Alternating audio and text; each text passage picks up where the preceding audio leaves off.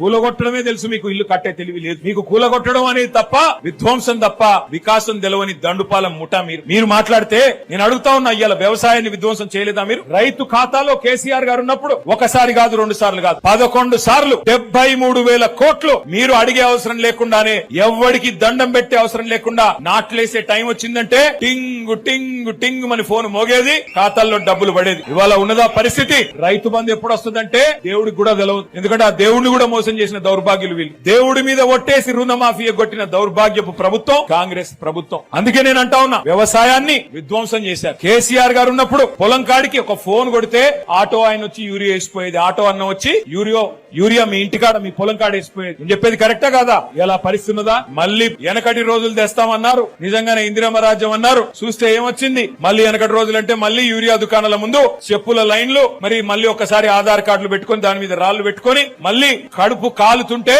కాళ్లు కాలుతుంటే నడిచిపోయి బువ్వ తినే రోజులు, మళ్ళీ ఆ దుస్థితి మళ్ళీ వచ్చింది.